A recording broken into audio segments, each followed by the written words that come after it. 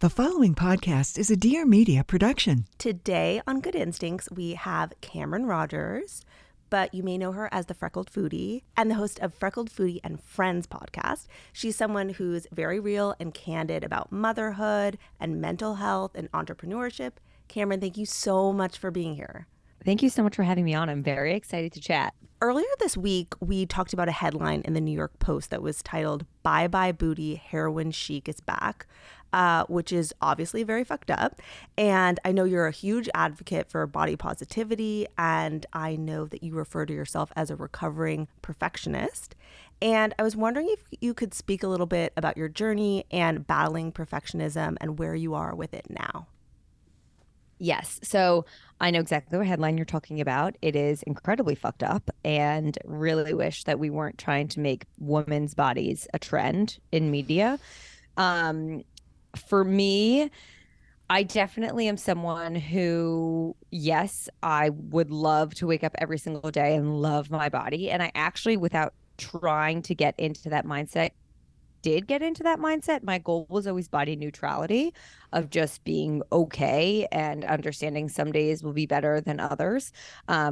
With that being said, I always think it's important to acknowledge that I definitely hold thin privilege and have historically been a thin person. So I can only share my side of this journey. But the perfectionism for me was a really big part of my body journey, because I became obsessed post-college with my workout and what I was eating, and definitely was on the verge of orthorexia.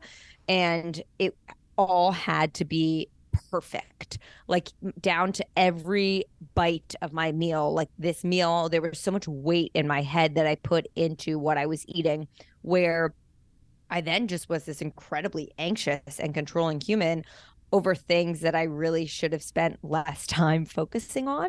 And as I started to work on my perfectionism in all aspects of my life, it also transferred into the way that I treated my body, and letting go of the perfectionism around food, and instead just simply realizing that food is meant to fuel us, and it doesn't have to be this thing that I obsess over. And similarly, my body is able and functioning, and I should be really like putting gratitude towards that and be so thankful for the fact that I'm waking up every day and able to do the things I want to do, instead of spending all this time in my own head critiquing myself. I think that's so important. And I think it's so important to hear you say it just like that, because, I think a lot of us go through those periods, and seeing the whole evolution of it and where you are now, I think is really inspiring. Thank you. I know that you come from the finance world, which I think is really interesting. And the finance world notoriously has a very bad work-life balance. And I was wondering if that was challenging for you. Yes, it definitely catered to a lot of my not so great characteristics, and like turned them into overdrive, where it just kind of took the dial and was like, let's turn this up a notch on things that I wish had been turned down, and I've since worked on turning down. So for me, the hours weren't, I wasn't in investment banking where you're working late nights. I was in sales and trading. So it was early mornings and like 11 to 12-hour days. But after work, there was a lot of socializing and client stuff and drinking and late nights. And there was this mentality that you were supposed to like stay up late, be drunk, and then somehow get to the office the next day at 6:45, 7 a.m. and look like nothing happened the night before. And I don't function that way. So where it played into the perfectionism and all of that for me is, I felt like I wanted to control something in my life because my anxiety had gotten pretty bad.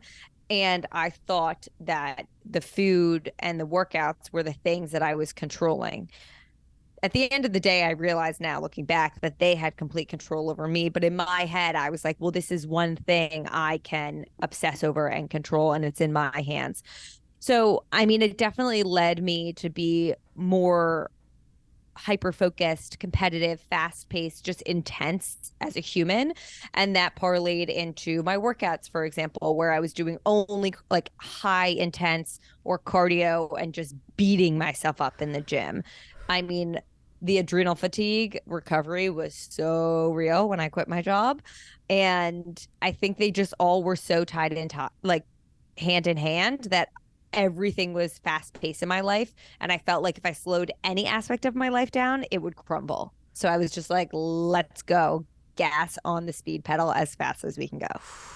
As you were describing that, I had a similar trajectory, and I did the same thing, and I just like ground my body into the ground. Like I thought that that's what you had to do, which you realize like literally the more gentle, slow, steady stuff is like honestly works better long term. But it's hard to know that in that moment. I feel like when that reminds me just so much of like early 20s grind.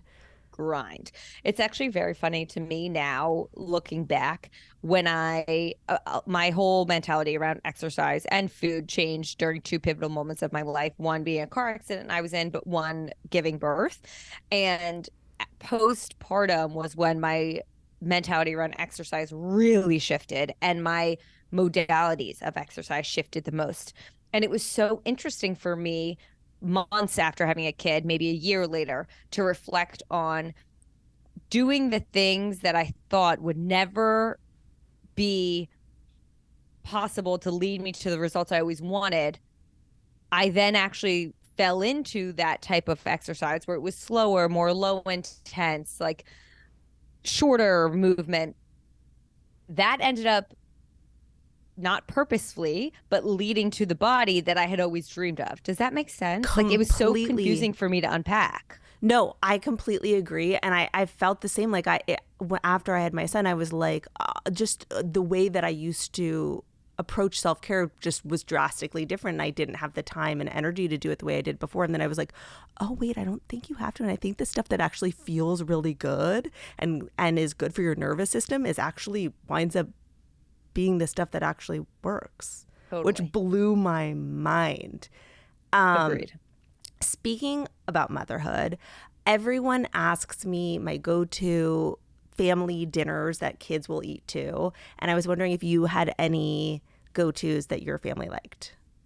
Yes. So I did baby-led weaning with my son starting right off the bat. So that was the decision we made. And I think even if you do that, it's not always going to lead in the same result. But our son is an incredibly versatile eater. He will eat anything that is put in front of him. And quite honestly, most of the time he's eating our leftovers the next day because we eat dinner after him just because of his bedtime and we want time for ourselves after he goes to sleep. So right now, the number one thing that I think I've ever watched him eat that he loves the most is my shredded chicken sweet potato chili. Yes. It is like this kid, it was as if I had put a bowl of like ice cream and cookies in front of him. It was like insane to watch. It was all he wanted, like more. But typically we make a lot of pastas because everyone loves pasta in this household. So whether it's like a pasta with a meat sauce, that's one of my son's favorite, or we do like a pesto pasta with the chicken shawarma thighs from Trader Joe's are our favorite right now. We air fry those. He loves them also. I have a whole series called Lazy Effing Dinner on my TikTok. I post some of them on my Instagram, but that is really just like, okay, shoot, it's 5:00. My son needs to eat right now. I haven't thought about it. We don't have leftovers. What can I make that's in this fridge? He's a big broccoli guy. I don't know. We're big on like a rice or a pasta, some form of protein, whether it's salmon, chicken, or steak. I love steak. And then typically like some roasted veggies. That's amazing, first of all. And I love that I love that you're scrappy about it because that's the thing. That's what everyone wants anyways. It's like, I think before on Instagram, we wanted the whole curated thing with the pictures and everything. And now it's like, literally, what do you make for your kids? And like, it doesn't have to be cute at all. Please just like show me. Oh, there's frozen broccoli. I have like leftover pasta from our dinner. There's like a half of a slice of the pizza left. How can I just like heat up all these things and serve it on a plate for him? Yes, exactly. Oh, that's so. We'll link all of these in the episode description because that sounds amazing, and I think people are going to be very into them. You talk really openly about loving cannabis, and for me, it really helps me be really kind to myself. I'm really nice to myself during those times. So and nice to myself. I was wondering if you felt the same. Yes, I honestly call like I will have these sessions that I'll say I'm doing like edible therapy where I'll take an edible at night. Like we have a good 3 hours to ourselves after we put our son down, and I'll take an edible, sit on the couch, and just be with my own thoughts. And honestly, I will have therapy once a week and I'll tell her, like, last night I worked through some stuff.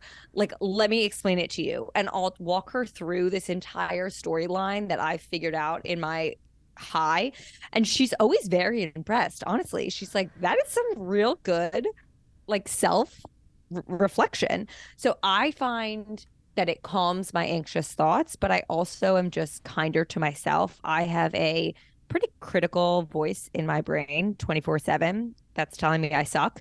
And I'm constantly battling with that. And it's gotten way better over the years. But unfortunately, it still exists. And I think it's really easy to tap into in this industry because every once in a while you have a human behind a screen telling you those same things. And you're like, well, this voice in my head is right.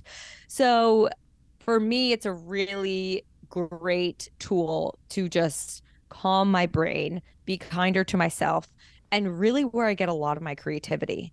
Like 80% of my business ideas are from moments like that where I'm like writing things down in a notepad, or sometimes I'll voice record things because I'll be laying in bed going to sleep and like this whole video idea or podcast episode topic hits me and I roll over, open my phone, and I just record myself explaining it so I can go back the next day and like actually put it into something. I love that so much. I feel completely the same. And I have these moments sometimes where, yeah, I have a critical voice also that I try really hard to quiet. But sometimes, like, I'll walk past myself in a mirror when I'm taking one of those things. And I'm like, girl, you look great. Oh, like, I'm the like you're like, best. sorry, you're like, sorry, Yeah. but I don't know what you're talking about, which is a really nice feeling. And I think it's a really fun tool. Obviously not for everyone, but I think that I love when people are really open about that because I think that that can be really helpful. Before we let you go, I have 2 questions that I ask all the guests. And I think that you're going to have some good points about this because I know it's something you talk about a lot. The first is something that's helping you feel grounded these days. It could be a practice or a mindset or a person, really anything. I know you like to say that you're filling up your cup. Yes, that's a big thing I lean into. For me, my mornings are crucial. It's the hour 6 to 7 a.m. that is mine to do what I want to do before I start my day. So that practice for me is really grounding. I wake up first thing first. I meditate for 20 minutes and then I drink my athletic greens while I'm journaling. I make a cup of coffee, and then thing that I've been doing lately is unfortunately I find myself while I'm having my coffee and like before I go to the bathroom and then wake up my son, I'll be on my phone, and I don't want to be on my phone, but I am like if my hands aren't occupied, it's so easy for me to pick up my phone and just start responding to things or starting work. So I need my hands to be active. So I actually color in like one of those adult coloring books, and I listen to an audiobook and I drink my coffee, and it's been such a great addition to my practice. What an amazing practice. I have seen you do a little of the coloring, and I love that you mentioned that. It's honestly like so gratifying. Well, I think it's exactly what you're saying. It's like when you are forced to do one thing at a time. Like you can't be, it's, for some people it's cooking. It's, something where like literally you're forced to not multitask. Right. You're in flow. Yeah. And also like when I wake up my son, I leave all the coloring books and pencils out. And he like after he has his bottle, he loves to like put the pencils back in the case and like pretend to color. So then it becomes our thing. I love that. Okay. The second is, what is a food or snack that you could never get sick of? Never get sick of. Yeah.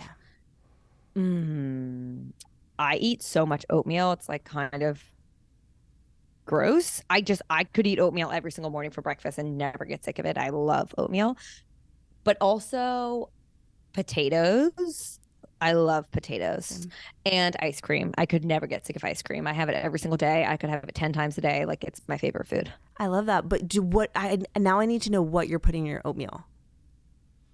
Honestly, most mornings it's the same. So if I have time, I usually make a batch for like that day and then the next 2 days. Wonderful. So it's oats, cinnamon, flaxseed, chia seed, hemp seed. And then once it's cooked, I add in peanut butter always. Yum. And then either banana or blueberries. And then I top it with some granola because I like a crunch. Mixed media. And then if I like don't have time to make it and I don't have a batch, I always have mush in my fridge. They're like overnight oats. And I basically will put that in a bowl and do the same exact toppings. And it's my son's favorite food right now, mush. Wait, mush is a big hit in my household too. Have you ever used? He is addicted. Oliver loves the blueberry, The and sometimes I blueberry. use it to make Yes. pancakes I actually haven't done that, with but I egg. should. You He just literally loves. just Yeah. add egg. Oh, that's smart. Yeah, And I love the company. The founder is like a friend of mine. She's on my podcast. Amazing team. Amazing. Yeah. I'm very and he loves into. apple cinnamon. It's an amazing option for, especially for kids, but for everyone seems to like it. Okay, lastly, I wanted to play a little game of this or that with wellness, self-care stuff. Okay. Are you into it? Okay. Yeah. Coffee or matcha? Coffee. Sweet or savory? Sweet. Sleep for an hour or read a book for an hour? I'm a really big book addict right now. I'm at like 30 books this year. So Wow. I think read a book. Weighted blanket or sauna blanket? Can I say neither? Oh, wow. Yeah, the hot take. Like I love Neither. a sauna. I don't love a sauna blanket. I'm surprised that you don't like a weighted blanket, though. That is really shocking. to Everyone me. says that. However, I get like claustrophobic. So when I'm Oh. anxious, I don't like to be touched. Oh, And that kind of feels like that to me. So I love like a big, light, but fluffy comforter. And I want to be cold, cold, cold, cold. I totally get that. And now that you say that, I was laughing to my producer Kat about this because you posted something about like feeling overly like touched out, and overstimulated. your dog had the cone and was bumping into you, and you were like, No. and I was laughing so hard. I was like, she's Like, really he funny. almost sent me. Yeah. I was like, get out of You know, the kitchen when right something's now. like bumping into you. Face mask or dry brush? Face mask. Mountains or ocean? Ocean. Weed or microdosing? Weed, with the caveat that I think microdosing would be amazing. I haven't gone into a full program. It's something I'm interested in and I'm going to look into. I fully enjoy psilocybin mushrooms, but I haven't done a full microdosing program. Interesting. I think that would be very interesting to hear you speak about. I agree. Cameron, this was so nice to speak to you. Thank you so much for being here. Thank you so much for having me on. This was great.